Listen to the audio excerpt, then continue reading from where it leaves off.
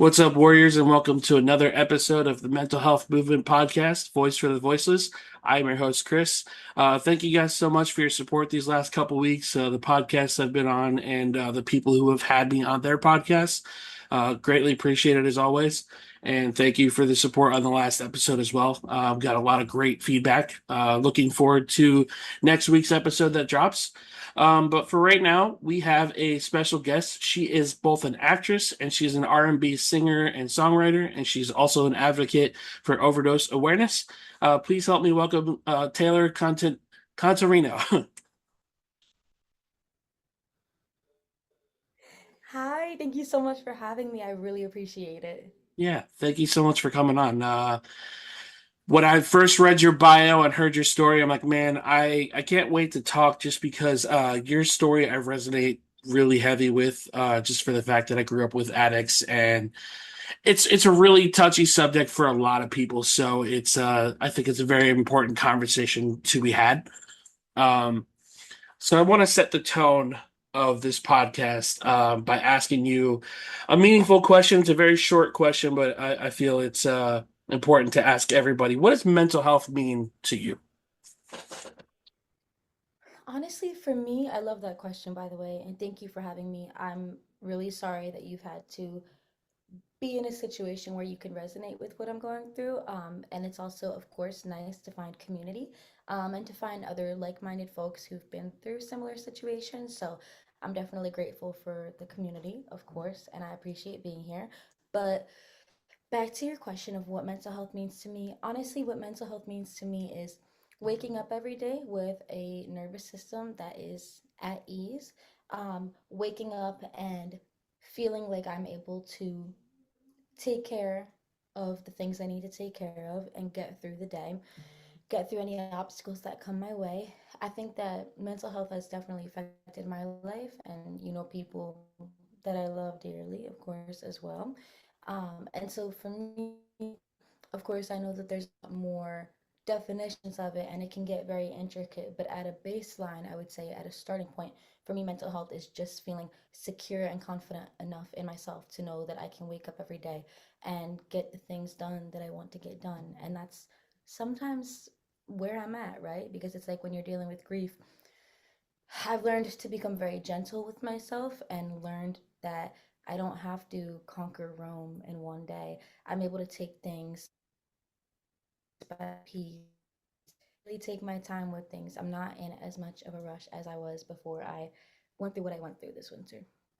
I couldn't agree more, and I love that you said the best piece of advice I ever got from my therapist was to be gentle with yourself. Um, I think we are so harsh on ourselves, and I think it's so hard for us to take care of ourselves, especially in time of grief and just any mental health crisis, whether it's dealing with addiction, dealing with just a hard day at work, whatever it is. And when it comes to grief, I feel when we were growing up, we didn't know what grief looked like. We didn't know how to have that conversation with really anybody. And when we experience it, it's something that Of we course. try our best to hold it together, for all the people around us, but also ourselves too. And that comes the being gentle with ourselves part.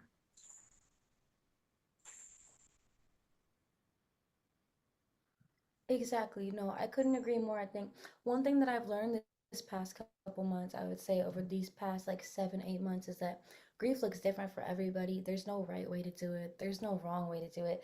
Some people are gonna try to tell you their version of it, but at the end of the day, everyone has their own journey when it comes to it, and everyone has their own lived experience. So I think it's only right that everyone's grief journey is going to look different. And I think that all we should do and all we can do is respect each other's choices and decisions when it comes to their grieving.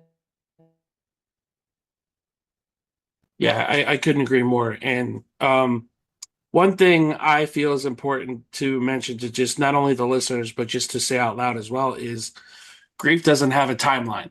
There's no there's no length of time of how long we should be grieving or when we should start feeling better. Some people grieve differently than others. I know my brother's anniversary is going to be in a couple weeks, and he's been gone for 5 years. And while it Oh, sucks and I miss and love him dearly, that hole is always going to be in my heart.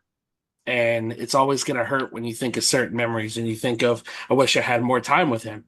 And in anybody's case, I feel it's important not to criticize people who are grieving or just saying, "Oh, well, that happened a month ago, that happened a year ago. You should be over it." Yeah, man. You're exactly 100% thousand right. Like, I could not agree with you more. It doesn't matter. I know people that lost a loved one over 10, 15 years ago, but it still stings, because it's like you're grieving a person, you're grieving a partner, you're grieving a family member, but you're also grieving that void that you have in your life that that person left behind when they went on to other places, depending on what you believe, of course. And so it's like, no one can tell you how to respond to that void. No one can tell you how to deal with that void because they're not living your experience. And that's just the most important thing to me, right? It's like, if you should be able to tell me how to wear them, if I'm being quite honest with you. And I feel the same for everybody else. I think that the experience I've been through this past year, it's made me more gentle with myself, but man, it's also made me more gentle with other people. Because Yeah. it's like maybe the old me, if I'm being transparent, maybe I didn't understand how someone could be grieving someone they lost 15, 20 years ago. But now it's been about 7 months since I lost my dad, 6 months actually. Um, and I'm realizing I'm like, time might be passing and we might be getting farther away, but the fact that he's gone, that I don't think there's ever an amount of time that can take that away.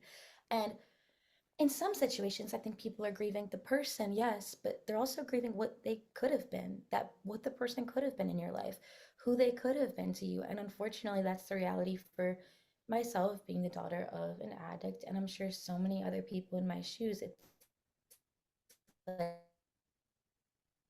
who you were, and you were everything you needed to be for me, and you were perfect. But at the same time, it's like who you could have went on to become. Man, I miss that person too. And I really wanted to say this. I didn't realize how fresh it was, and I just want to commend you for your strength to come on a public platform and share your story because I feel not a lot of people can do that. And it takes a lot of strength. So I really want to commend you for your strength for coming on here. Thank you so much. No, I really appreciate it, man. Like the the time after I lost him, which is now technically, Yeah.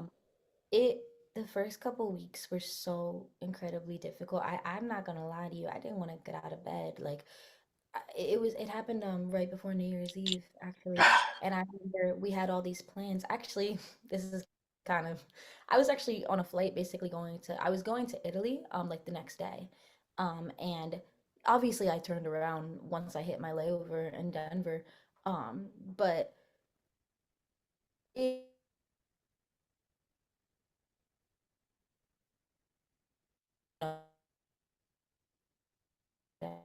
everyone always tells you, hey, there's going to be a day. There's a day, and you need to prepare for it.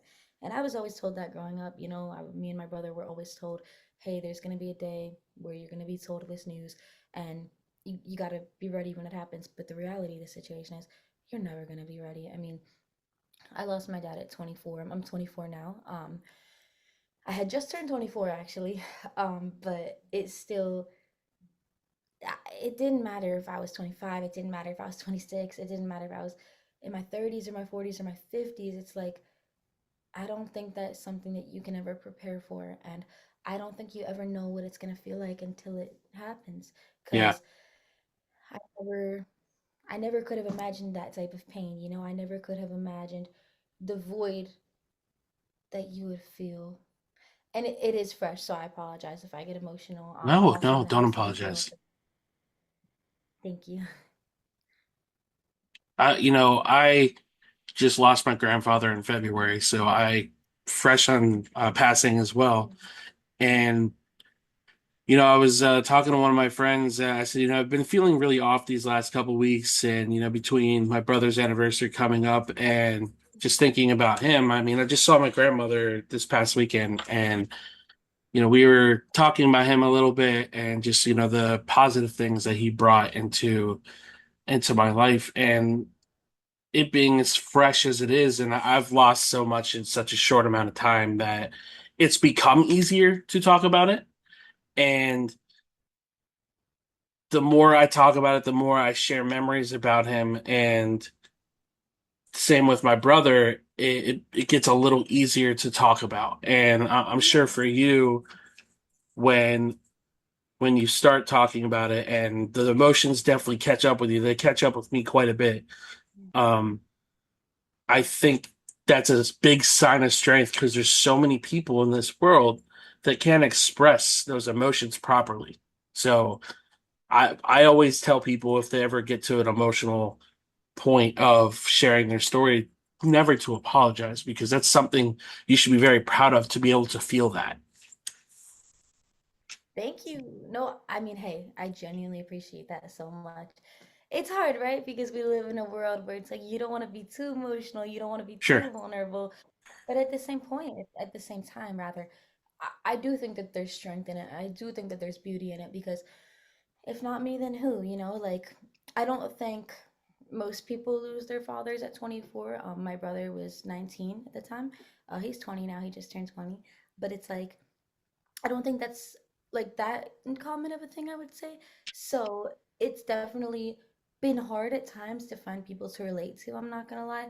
That's why I actually am very grateful for opportunities like this to talk and speak and find community with other folks that have been in similar positions because it's like sometimes I'm like, dang, like, does anyone else understand? But at the same time, I know there's so many people out there that are probably saying the same thing, and we're Yeah. all laying there at night in solitude, and so thinking to ourselves, man, has anyone else been in this situation? And it's like, realistically, of course, there are other people that have been in this situation, but when it happens, man, you just feel so alone. Like the first couple days after it happened, I can't tell you how alone I felt in my grief. And it's like the one person you want to talk to about it is who you're grieving. Like that's painful. That's Yeah. painful. It's really eerie about my brother's passing was the year prior, I lost somebody, during COVID, um, when we couldn't see our loved ones in the hospital. She passed away by herself, and couldn't give her a proper goodbye or anything like that. And he helped me. I don't want to say get over because you never really get over somebody's passing, but the year leading up to his passing, ultimately, he was preparing me for his passing, and he didn't even know it. Oh And man, yeah. the hardest part of his death, of course, the death itself, but it was the day that I turned older than he was when he was gone. I think was more emotional than the death itself because it was like I you can't should even. have reached that age. And every year that Yes. passes on, it's like, dude, you should be here. You should be here with me Yeah. at the same age. Yeah. Yeah, no, man, I really do understand because my dad was 47, so approximately like double my age, literally. So it's like at this moment in my journey and in my life, I can't imagine, being 47. I can't imagine living, God, I really can't imagine like living the life that I've lived for the past 24 years, then doubling it, doing it again. Right. I I can't imagine, but I really, really like that you said that, and I really resonate with it because that'll certainly be an emotional day, and props to you for getting through it because it's not easy. Yeah. It's definitely rough. And like I mentioned at the beginning of the podcast, I grew up with addicts in the house and I've lost a couple friends to overdosing as well. Um, can you take us through the story with your dad? Like, were you noticing there were signs of him struggling? Like, obviously, if you feel comfortable to answer that question, of course. Yeah, no, I mean it's tough, I'm not gonna lie, but I'm definitely happy to talk about it and walk you through it. Um, so okay, I'm 24, right? So Hmm. I was kind of born in the thick of it, unfortunately. I remember my dad being in my life in the beginning. A little bit, of course. I know like my family told me that things started kind of getting worse when I was like 10, 11. So let's say I had a good decade of him being, in and out. And I am grateful for that because it's like, unlike some other people in my family, I do have some good memories with him. And that's something that I am appreciative of. Like, I remember him playing, there was this video game, it was like a hockey game. I don't know if it was called NHL or something, but he would always play as the Flyers because that was his favorite team and the theme of his funeral, actually.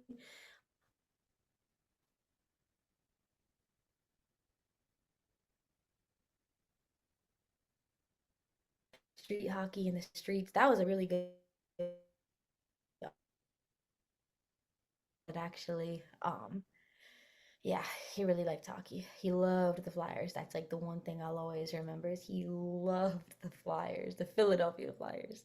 Um, so much so that there was this one night. This is a good memory, so I could try to talk about the positives. There was one night when we went downstairs. Am I allowed to curse? I forgot to ask. Please. Okay. So we went downstairs in the basement. I was little. I was probably like what, like 5 or 6, and my dad was playing the NHL game. And my mom was upstairs, and he was like, Taylor, I'm gonna I'm gonna let you have one free pass to say one curse word because this is a really big game, okay? And I was like, okay, bet. So I guess he was like, dude, like the Flyers versus the Jersey Devils, which Uh-huh. that who it was his rival. And I was like, all right, bet. Like I'm gonna, think of the absolute best thing I can think of, right? So I don't know, he scored a goal or something. And I screamed, I was like, we're gonna fuck you guys up. And it was so funny. And I'm never gonna forget that. Because I'm like, what in my 5-year-old brain decided, like, I'm gonna tell these guys that we are gonna fuck them up real bad? Like, where did I come up with that? I must have heard my mom or something. I love it. I hate to tell you because that is a positive memory, but after this, things do. Thank you, thank you. After that, I remember, after that period of time, things do start to unfortunately get progressively worse because I think at that time he might have been sober or at least as close to sober as he could have been. Um, and then after the next couple years, it kind of turns to dad's gone for a bit. Oh, he's on a business trip. He doesn't have a job, but he's on a business trip. He was at rehab in California, Florida, everywhere you could imagine. I mean, one thing I think is important to note is that my family tried their best. Um, no one knows the answers, right? I don't know the answers. No, nobody knows the answers. Maybe he didn't even know the answers. I don't think anyone knows the answers, but my family tried their best. My mom tried her best. My grandmother tried her best. His brothers tried their best. I tried my best. I really did. My brother tried his best. We did everything we could. We sent him to the best facilities possible. My thing is like, and we can get into this more, but I don't fault my dad. I know that the decisions that he made were maybe not the best decisions, maybe not the smartest, but I just am a very empathetic person, and so I do believe deep down that he was just fighting some demons that I will never be able to understand, whether it was loneliness, anxiety, depression, or whether he just took it too far. I forgive him. I don't feel any sort of ill will towards him. All I wish is that he could have been in my life longer, a more present person in my life. But I just remember after that, it was just kind of like rehab to rehab. He was going to California, he was going to Florida. He would bring back gifts and be like, oh, yeah, I was in California. I went to the beach, I did this, I did that. It was so cool. And I believe it was. I believe he did have a good time. And unfortunately, after that, it was like him maybe will be in jail for a little bit. And I'm like, why am I not seeing my dad? Going to a new treatment center, going to visit him. One thing about my dad is he was likable. Whenever he would go to jail or he would go to the halfway houses or he would go to treatment, he would come out with all these friends, a girlfriend. Like he was a very likable person.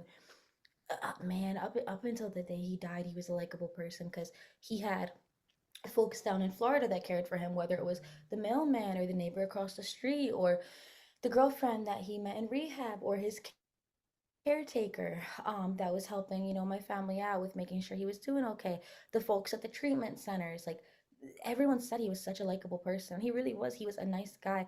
He was a good person, and that's misconception I think people get about addicts, and especially people my age, truth be told, and that I feel it's important to talk about this because a lot.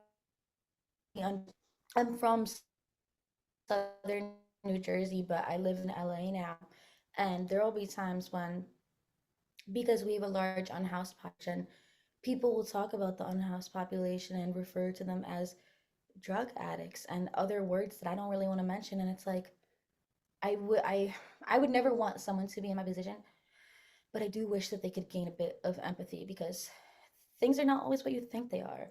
People are Right. not always in a position because of what you assume. People might have went through different things than you would have thought to get to the positions that they're in now, and sometimes it's not even their fault. I understand holding people accountable for their decisions, and I get that. But at the same time, we all go through hard times.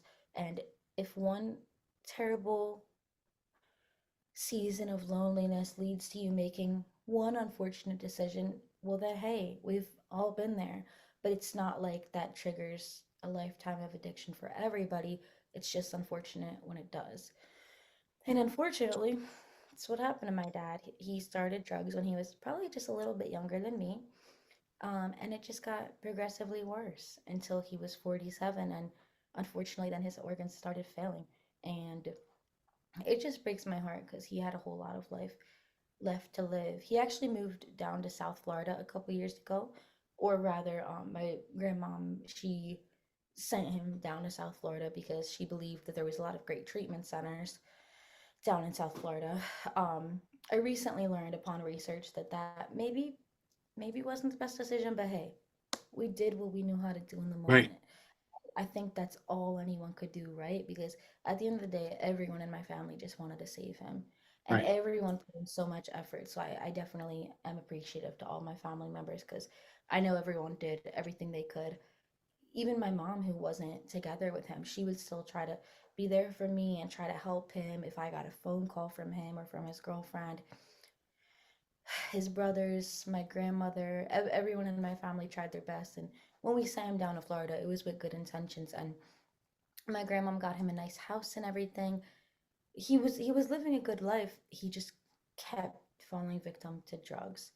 Yeah. And I hate to see it. I really do hate to see it because I definitely think there was a whole lot more of life to be lived for him. And I kind of romanticized a picture in my head of what recovery could look like. I really like Eminem, so does my mom. So I would always listen to all of his albums, like Relapse, Recovery, and there's a couple songs like Going Through Changes that I would always listen to, and I'd be like, yeah, like I think my dad can do it too. I'd watch movies like Southpaw. There's always a happy ending. I hate that there was a happy ending for my dad, but I do have to believe that something positive will come out of it, and that's kind of why I'm here. I really like that you said, he would basically protect you from, the places that he actually was. He would say, "Oh, I was in California or Florida, and here's a bunch of gifts, and I had a great time." And I think that just speaks to the heart of the man that Yeah. he was. And you know, growing up in a house that I did, one of the most important lessons that I learned is you can lead a horse to water, and you can't force him to drink, unfortunately. And addiction is the very hardest thing to break, especially if it's all you know. If you grew up with it, if your parents were addicts and they introduced you to it, or heaven forbid you are born Mhm. through a drug addicted mother, Yeah. that's a whole other thing too. And I think you had mentioned the accountability part of addicts, right? And I think that's such an important piece of what you had said because there are so many people who are homeless. We do have a really big problem in this country of homelessness, and there's programs that aren't working. There's rehabilitation centers that are not working, and unfortunately, we live in a society where unless you're willing to do the work, it's not your lifestyle is not going to change, right? And it's something that I think as we grow, we're noticing not only lack of accountability, but lack of a population that's willing to put in the work to make their life better. Yeah, I agree. And unfortunately, I feel like there's also a lot of systems in place that, I don't want to say prevent, but discourage folks from seeking recovery. Um, Absolutely. Obviously, I know there's a lot of people out there, for sure. I know there are a lot of people who really are wonderful people trying to lead people on the path to recovery.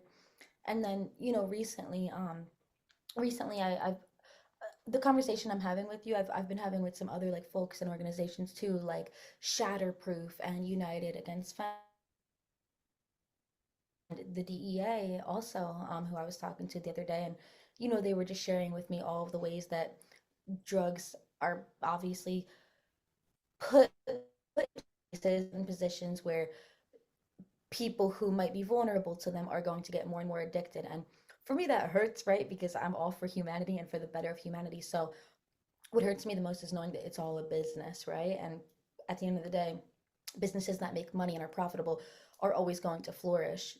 And so Right. it just hurts to know that because it falls at the expense of other people's lives and of other people's family members.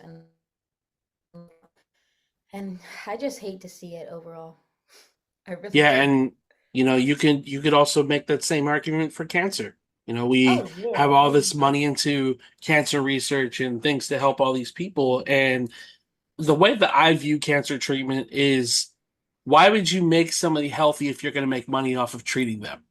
I You know know. what I mean? And it's the same with drug addicts. I believe it was Portland, Oregon. I don't remember.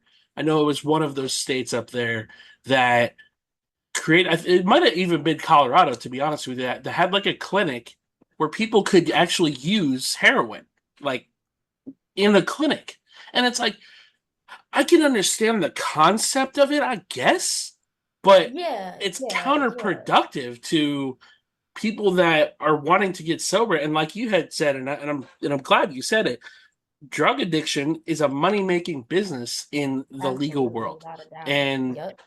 these rehab centers, while I think a lot of them have a lot of good intent, I Yeah, think for there sure. is just as many rehabilitation centers that don't help at all. Yeah. I agree. And again, I'm still very new to this with losing my dad just a couple months ago, so I still have a lot to learn. I still have a lot of education to receive.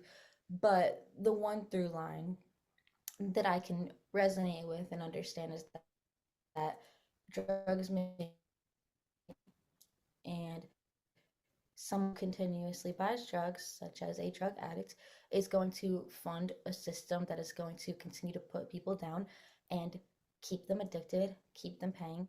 And it's just very unfortunate to me. It's difficult for me to comprehend and to not freak out about it and get super upset because just the type of person I am, I cannot understand how people are okay with this and how they can spend the money that is going to them through addiction. And then on the other hand, some people have told me, well, hey, drug addicts are happy. They love drugs. They're doing what they love. And, some people have even told me, and I don't agree with this and I don't think it's the right thing to say, but some people are like, oh, your dad was happy. Like, at least he died doing what he loved.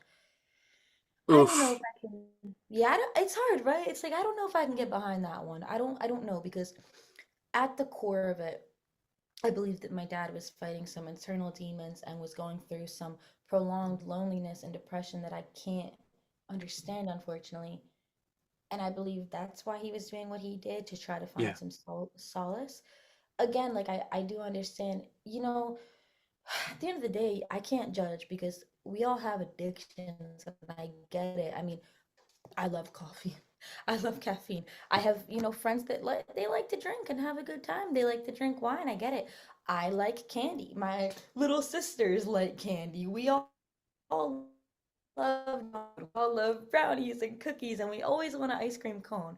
So it's like if that was my dad's version of an ice cream cone or of a vanilla iced coffee, who am I to really judge? Because at the end of the day, it was just something that it made him happy. Like it was a source of happiness for him. It was a activity or a hobby that he found happiness in.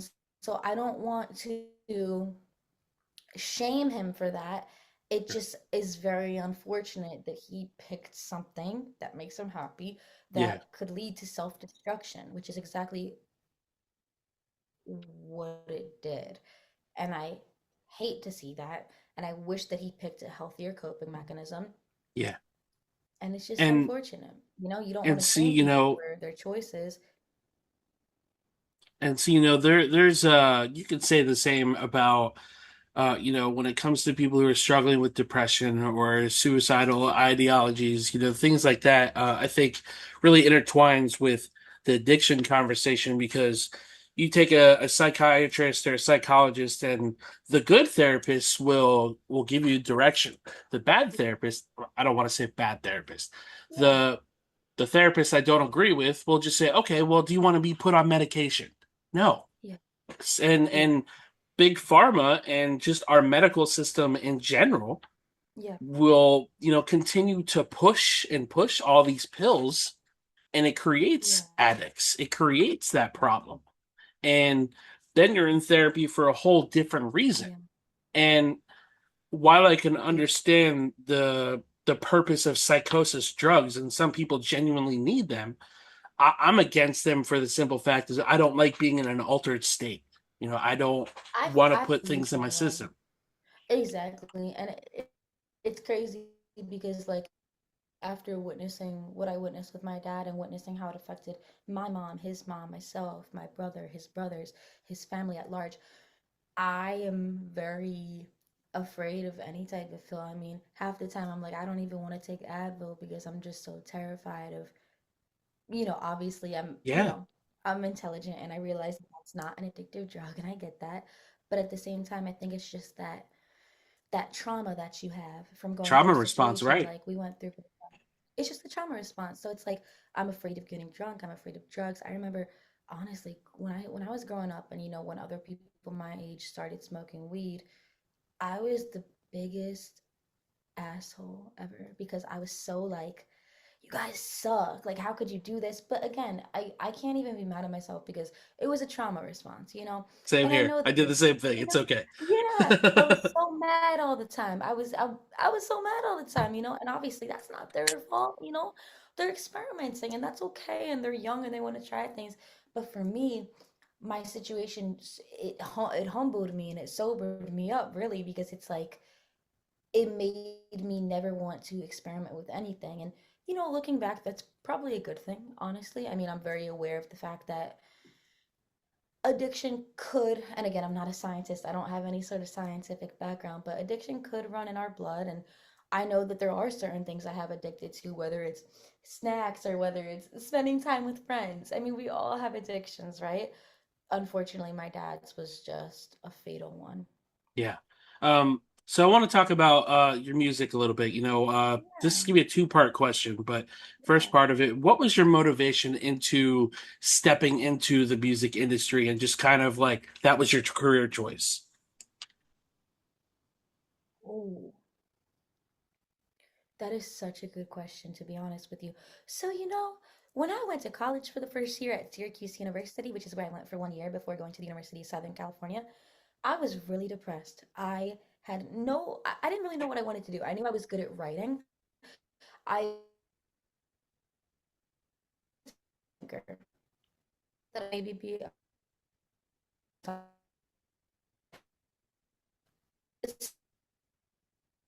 unsure. I was pandemic. I'm a very communal person. I like being around people. I like talking to people. I like other humans. I'm a big community person.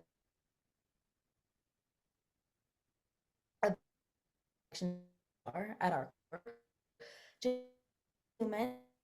So, the pandemic, when my high school graduation got shut down, when I was at Syracuse, and it was, there was different boundaries in place and obstacles to be able to be in community.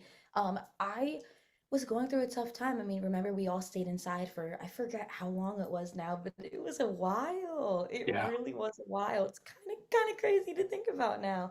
But yeah, I mean, I remember just getting really depressed during the pandemic, and then I was at my first year of college and it just wasn't what I thought it would be. And obviously, it's because of the pandemic, and I completely understand that, obviously. But it still hurt though. I think two things can be true at once. We can understand why things are the way they are, and it can still hurt and it can still suck, you know? Absolutely. Yeah. And we can also understand that obviously other people had bigger problems. But at the end of the day, I do believe mental health is very important and it's also an aspect of our physical health. So, yeah, I remember my freshman year, the only thing that was keeping me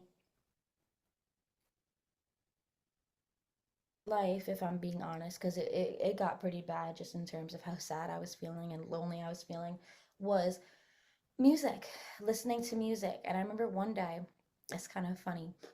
I was going home to visit my family at a certain point when things started getting a little bit better and we were sort of allowed to leave. Maybe I wasn't super allowed to leave, but I needed to see my family just because of the way I was feeling.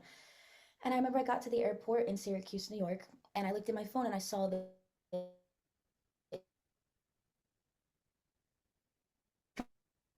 gosh, who can I tell? I was so excited that that song was coming out because I those are two artists that I really love. And I remember I didn't have anyone I could talk about it with. And I was like, okay, like, what am I gonna do? And then I thought, what if I started a music blog? So I started a music blog and it was called Heartfelt Hip Hop. A mixture of mental health and passion. And that's exactly what it was. And so I started this blog. It never got big or anything. I mean, maybe a couple hundred followers. But that's okay because it gave me an outlet and it finally started restoring some joy into my life.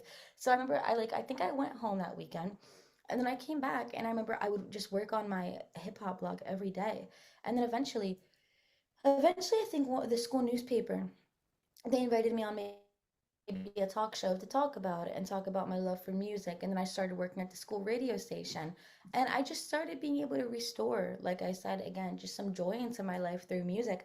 And then I ended up getting an internship because of it, because I met some really cool people that were interested in the same things that I was interested in.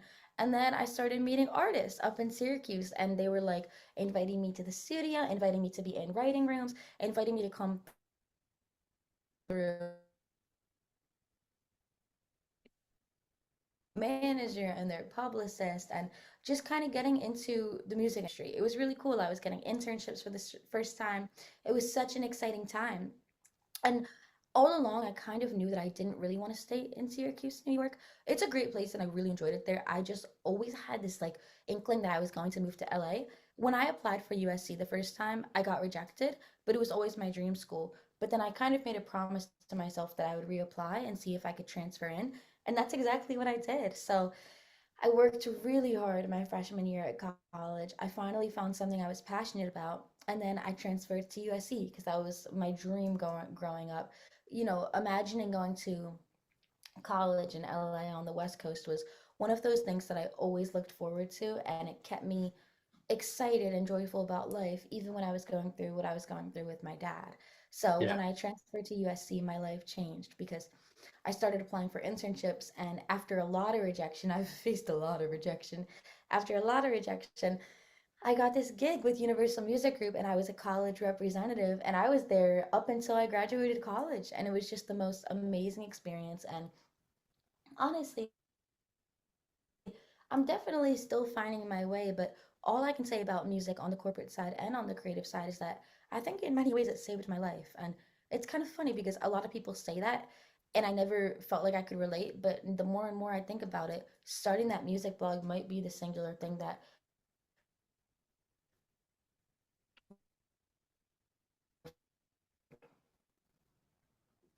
I love that. Sorry, I think you froze there for a second. My bad. Um, I love when people talk about their passions in life because I think it's super important to have a passion, just something you love. And yeah. my love is both wrestling and mental health. And for the longest time, my brain was saying I want to be a commentator for wrestling. I've been watching it since I was 7 years old. Yeah. Try to do a podcast doing that. And unfortunately, the household I was living in ruined that dream for me, and it didn't happen. So I left from New Jersey and came back to Florida and started this mental health podcast. And Oh, the people that I have met, including yourself, and being able to share their story and their passions in life, I think this is what it's all about. It's all about community. It's all about Yes. networking and talking about the journeys that seemed impossible at one point in your life, and now everything's possible. I think it's incredible that you started in one place, feeling the way that you felt, to finding something you didn't know that you would ultimately love doing. Right.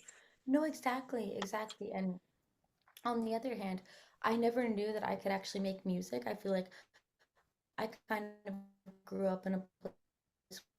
I don't think I ever like knew anyone that was like doing music as a career. I think there might have been like a couple people that over time eventually they did start making music, which I think is really dope and I'm very excited and happy for them. But just growing up in general, I don't think that the idea of becoming a musician was ever something that I believed could necessarily be a reality for me. Right.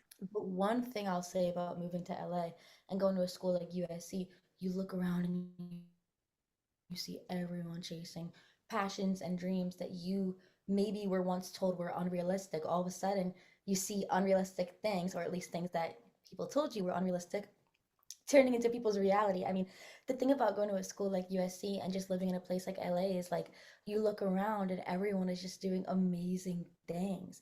And you see people chasing their dreams and chasing their goals. And it's all dreams and goals that, you were always told, oh, that's never going to happen. And you see it happening. And when you see other people doing things that you've always dreamed of doing, it makes you feel like, hey, maybe I could do it too.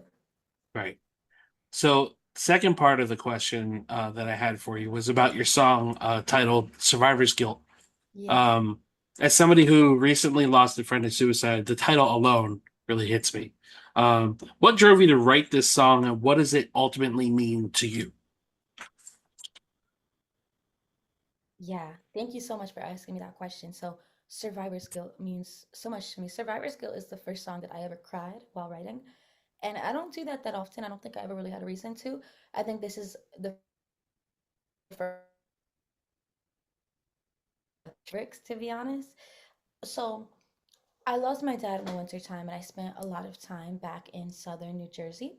And obviously, we were getting the funeral preparations together. There was a lot that went into it. And I'm sure, as you know, when you lose someone to addiction, it's a lot. There's a lot that goes into it. Even just figuring out the cause of death. I mean, hey, it could be a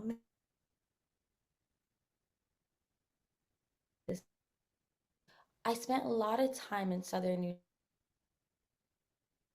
Jersey. It felt like maybe a month and a half, 2 months, just with everything back to LA until maybe the second week of January, maybe around like January 10th or so, I would say.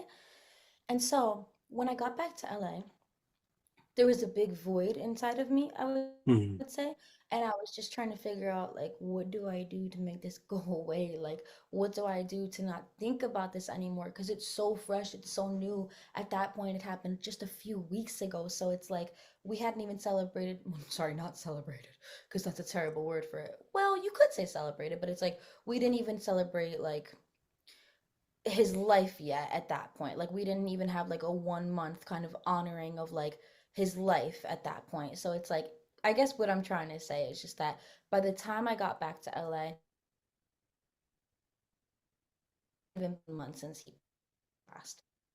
Really hard for me and I felt very discombobulated trying to figure out like what am I going to do to make this pain disappear? And now that it's been a couple months, I'm realizing this pain isn't ever going to disappear. It's just not. My pain isn't going to go away. It doesn't matter if it's a month, it doesn't matter if it's 3 months or 6 months or a year. There's no like set amount of time to finish or to get the healing process. And I finally have come to understand that.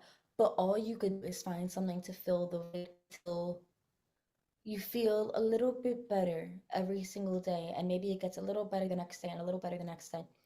So what I did to fill that void was I went to the studio, to the recording studio. I made a promise to myself after losing my dad that I would go to the studio once a week, at least, at a minimum. And I didn't force myself to be productive. If I wanted to go there and sit and cry and listen to some beats, then I'm allowed to do that. I was free to do that. If I wanted to go there and do nothing, that's okay. But all that matters is showing up. So I would go to the studio every single week. And the first couple songs I started making, it felt good, right? It felt really good to get my emotions out.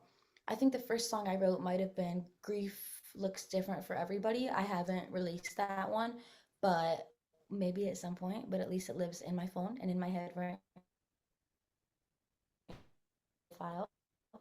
And then there were a couple more. I'm trying to, if I pulled up my SoundCloud, I'd be able to tell you all the songs, but I think the point of what I'm trying to say, anyway, is that there were a lot of songs that I was just writing down, but nothing quite felt right.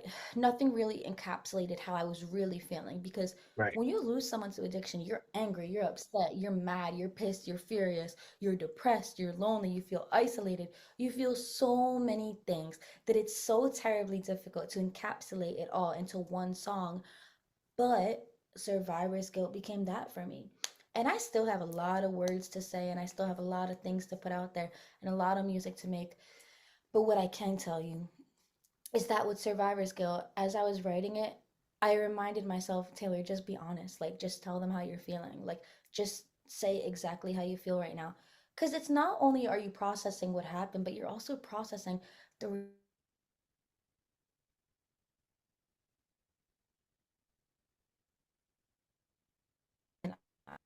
I was I'm an optimist by nature, and I think I was maybe one of the only ones who thought he could recover. I think everyone around me was being more realistic and being more of a realist, one could say. And I think everyone around me was kind of prepared for the inevitable. I believe in miracles. I believe in God. I believe in recoveries. I'm an optimist. I believe in optimistic things. I believe that he could make a recovery.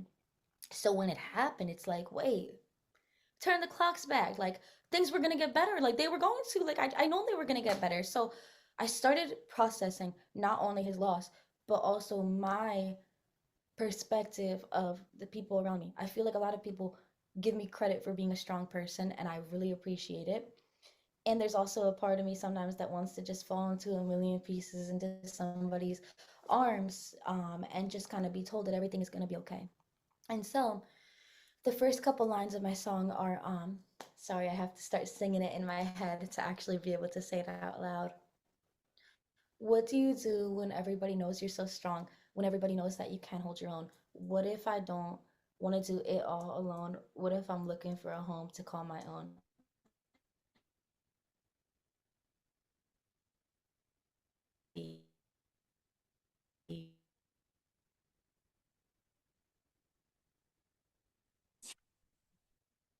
The idea of just like everyone's telling me I'm so strong and I appreciate that, but what if I don't want to be strong? What if I want to cry? What if I want to fall into, the ground into a million pieces and just bawl my eyes out? What if I don't want to be strong?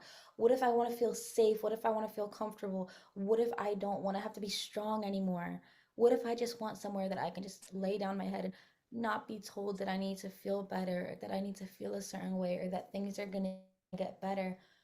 What if I just don't want to, and no one even needs to say anything, honestly, because sometimes there's no words that you can say. And the second couple lines of that verse is really about, I am more than just the mistakes that made me. I know that my dad made a lot of mistakes in his life, and I think he's more than those mistakes, and I think I'm more than those too. I don't think I'm just what people think I am or just what people see. I think people perceive me as a very happy and positive and happy go lucky person, and I love being perceived in that way.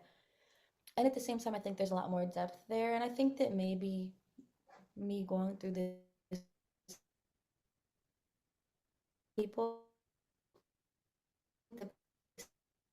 you know, and there's also another side to me that I think that my grief has kind of exposed to the world, that I'm definitely someone that thinks deeply and feels deeply too. So I Yeah. think I just wanted people to know through that song that when you're going through grief, sometimes it's okay to not want to be told anything. Sometimes it might be okay to just want to feel safe and to just be surrounded by people that just make you feel safe, and like things don't have to be 100% okay. It's okay if you just exist. That's enough sometimes. It's okay to just give yourself grace and to remember that things will get better, but it's okay if that's not right now. So you know yourself better than anyone else in the world does because you're the one living your experience every day. and you know what your timeline looks like. And if it changes and you have to adjust it depending on how you're feeling or how the stages of grief are going, that is okay too. When it comes to grief, you have to take your time. Yeah. I think the lyrics of your song alone, I think, is a testament to how so many of us feel when we lose somebody, and especially if it comes to addiction or somebody that takes their life, or whatever the circumstance is. And I don't think survivor's guilt is really talked about enough. We are aware that it exists. We are aware that it is Yep. something so many of us struggle with. And when my friend took his life in November, I just remember saying, I could have done more.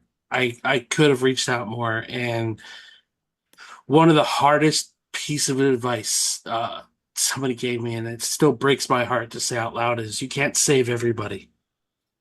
And hearing those words really put my role in this community in perspective, because I have this podcast for a reason. I have the group on Facebook for a reason, and give people the platform and give people that safe space to, air their grievances or what they're struggling with. And when you're such a strong advocate for mental health and, suicide awareness or whatever it is, and somebody who is a friend does that, um, I think makes this journey a lot harder than people are willing Yeah. to give us credit for.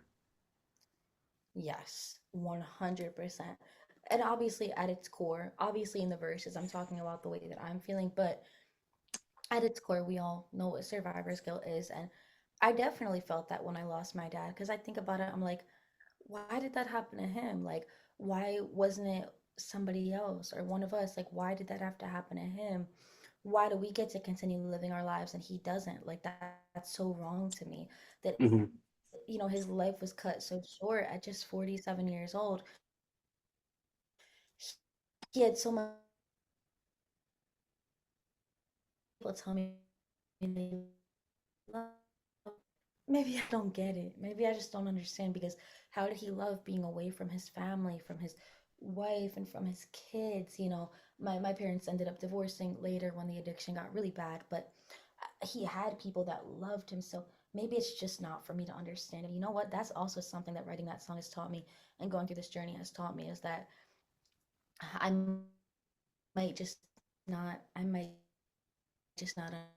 I could still empathy, right? I might not understand addiction. I might not understand how my dad was feeling all the time, but I can still empathize with him and know that he didn't deserve to go out like that. Nobody does. Yeah, and I think that's one of the hardest conversations to have. Is just like, why him? Why couldn't it have been me, or why couldn't it have been so and so? And unfortunately, that pain is a very important and hard lesson to learn. Is, again, like my friend said, Yeah. you can't save everybody, Mm-hmm. and it really hurts saying that out loud. And I think it's Same. something that everybody needs to hear, Mm-hmm. um, because dealing with addiction in your family or good friends or whatever the case is, in terms of a crisis, uh, acceptance is the hardest part of grief. It's something that we don't want Oh to have to yeah. go through, and it's something that we none of us want to experience, the acceptance of somebody being gone, but it's something we have to drag ourselves through. Yeah, seriously. No, I mean I agree with you 100%. I think the easiest part, the easiest part mentally probably was to just lay there in bed after he passed. I laid there in bed. People try to tell me to get up. Nope, I'm not getting up. You know, New Year's Eve, I was like, Taylor, like, go out, do something. I'm not going. I'm not doing nothing. I'm laying in this bed and I'm gonna cry. I'm gonna keep crying. That's what I'm gonna do. So it's like that was probably the easiest thing was the initial the initial stages of it. And now, on a mental perspective, I think just the living through it and accepting it for what it is probably the hardest part. Because now it's been a couple months, and that initial reaction kind of wears off because it's like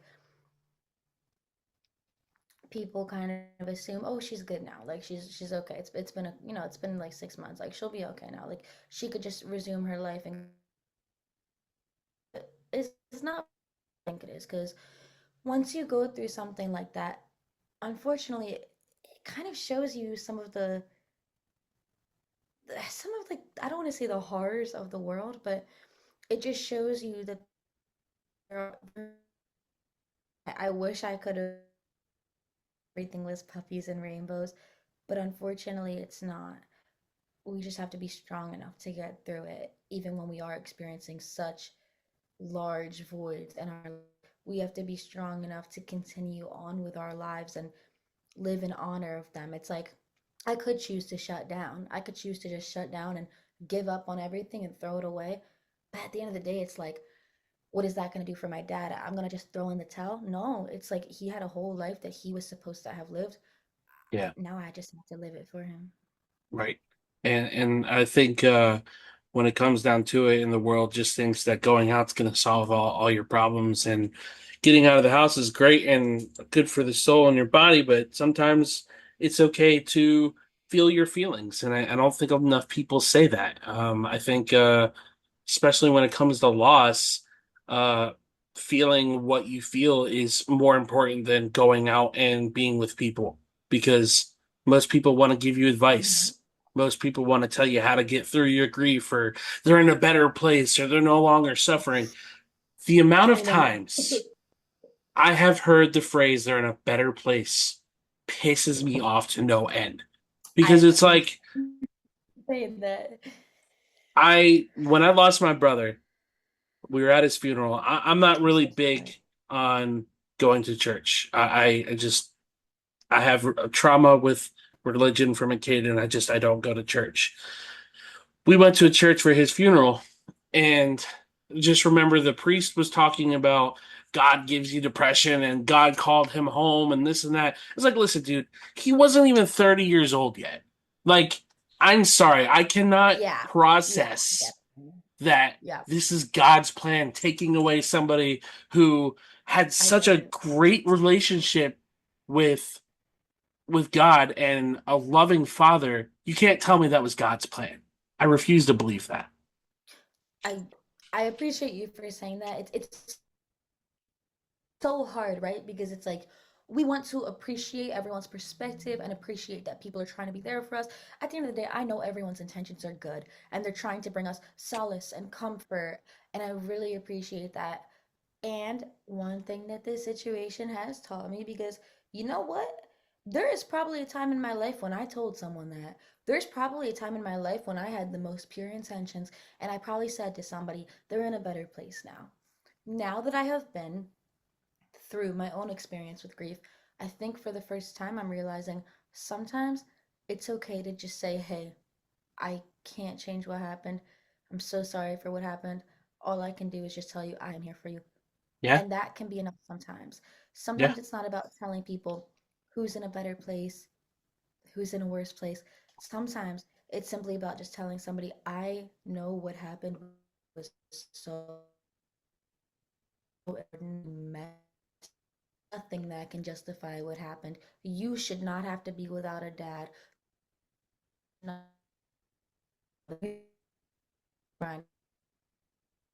am here. Whatever you want to grieve, if you want to scream, if you want to cry, if you want to travel, if you want to outside more, whatever you want.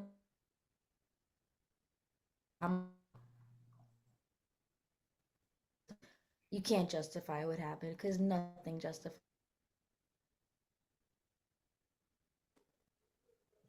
And I think one of the things too, just when going through a loss or just feeling any kind of a loss is a lot of people when they say they're there for you don't really know what that looks like.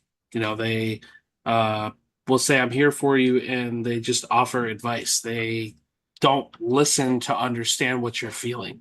They just listen to respond. It's a really good point. I almost think that being there for somebody, obviously it looks different for everybody, but for me, it just means genuinely being there. Like, hey, I'm feeling really depressed tonight. Can we go get ice cream? Hell Yeah. yeah. Hey, I'm not feeling so good today. Can you come to the gym with me? Yeah, of course. And obviously people have their own schedules and their own things to do, and I always want to be mindful of other people's lives because I know everyone's lives. still continue even while I am experiencing my grief. And I'm definitely learning that too, right? Because I think at first I had a lot of resentment in my heart when it happened. I was so mad at him. I was so mad at the Yeah. world. I was so mad at everybody. I was mad at myself. Why couldn't I save him? I was so mad at him. Why couldn't he save himself? But it gets to a point. You have to accept this for you have to choose to keep living even though it happened. Yeah, absolutely.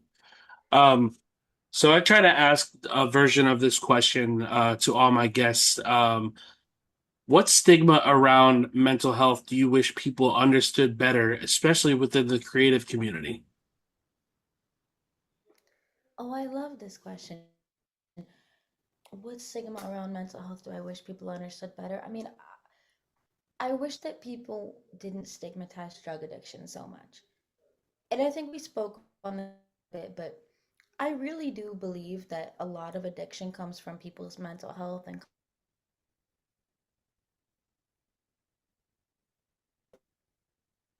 where we are so disconnected. It can be easy to feel depressed and isolated. Instead of stigmatizing addiction, I think we should empathize with addicts and just be grateful that our coping mechanisms look different than what theirs do. Yeah, I completely agree. I think addiction is one of the most stigmatized things in this community, along with suicide awareness too. You know, people for some reason don't think that there's an active Yes. Oof. problem. Um, Same with addiction. I feel people just kind of look down on addicts, and it's really heartbreaking to see so many people not do better. But we're making progress where we're making progress, and having conversations like this, I think, is super important.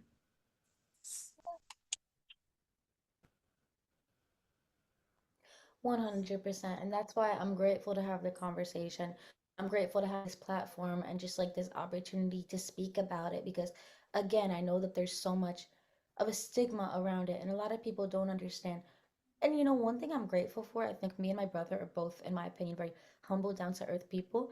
And I think it's a lot because of, we had a great mother and family who raised us, but we also witnessed what happened with my dad growing up. And sometimes people ask me why I'm so nice to everyone I meet. I mean, I'm the type of person where I would give someone money even if I'm in debt.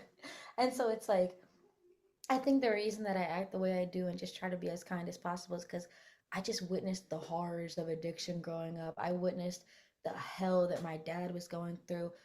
And it just kind of taught me like, you never know what other people are going through. You just never ever know what other battles other people are fighting when they leave your presence or when they go home. And so all I want to do is provide a safe space to can joke around and we could play all day, but at my core, I'm always going to be here for you if you ever need anything. And I'm always going to be here to hear you out about the mental struggles that you might be going through, the obstacles, the pain that you're going through. And I can only hope that everyone that I meet kind of feels like that's the impression I give them. And I hope that that's the legacy that I'm able to extend on behalf of my dad. I love it. Yeah, I think one thing that grief teaches us all, it teaches us the hardest lesson in loss, and it also gives us the tools to help others that are going through it too. So I think what you're doing is super important. Sharing your story helps so many people. I think it shares light with so many people in a world full of darkness. And like I said at the beginning, I really commend your strength for being able to have this time and share the light that you're trying to I guess grow out of yourself. And again, I'm super grateful that you came on here. I'm super grateful too. I really do thank you for just giving me the opportunity to speak about this and giving me the platform. Having a conversation like this feels like therapy. So I really Yeah, appreciate it. And I hope other folks can resonate as well. And if they do resonate, then I hope they know that my heart is with them too. yeah. So before we read the quote to end the podcast with, where can our listeners find you? Oh, of course. Yeah. I forgot this was about music. You can find my music anywhere under Taylor Contarino. You can find it on Spotify, Apple Music, SoundCloud. I'm pretty loud on the internet. Just because I'm very passionate about what I do. So I'm always, here's my music. I just released this. I just did this. I just really want other people that can align with it and resonate with it to find it and know that they are not alone. Perfect. Do you have an Instagram as well, right? Yep, at Taylor Contarino. Taylor, Got it. Contarino. Got it.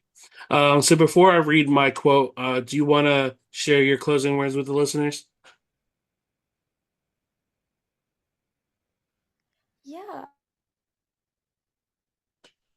just listening can resonate with where we're coming from and the dialogue that we're having.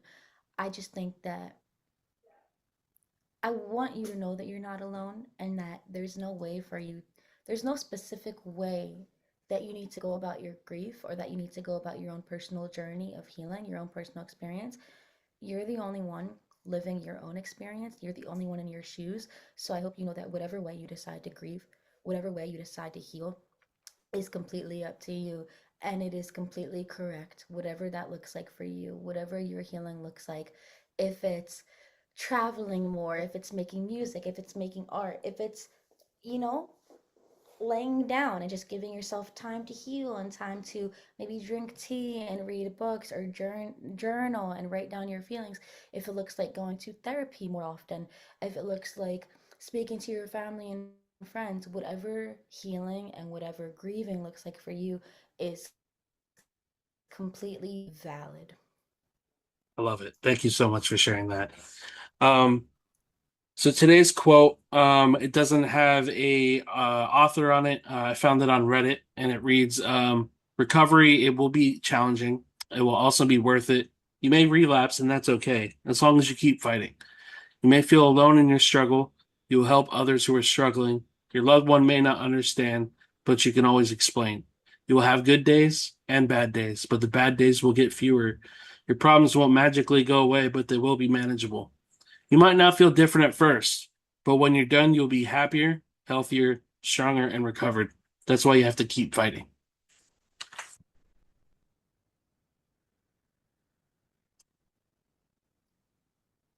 I think that's beautiful. Thank you for sharing. Of course. For all my listeners, I just want to say thank you again for your support. Taylor, thank you so very much for coming on the podcast and sharing your story. I would love to have you come back on for a part two if you're up for it, and appreciate you sharing your story.